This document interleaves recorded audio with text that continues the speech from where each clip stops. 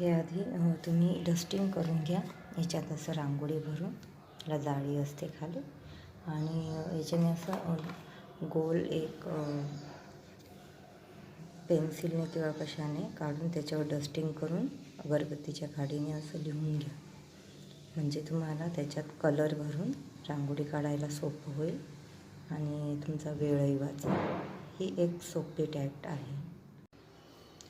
Happy Gudi Padwa. हे बघा, ही अशी 15 मिनटात रांगोळी झाली, अगदी सोपी. तुम्हाला आधी जे ड्रॉ करून दाखवलं त्याप्रमाणे त्याच्यावर मी हे लाईन्स काढले. आता बघा, नंतर दिसतही नाही की आपण आधी काडीने ड्रॉ केलं होतं. खूप छान अशी रांगोळी तयार होते. बघू शकता तुम्ही.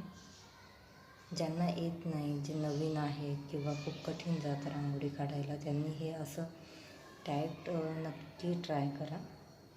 आणि चॅनलला सबस्क्राईब आणि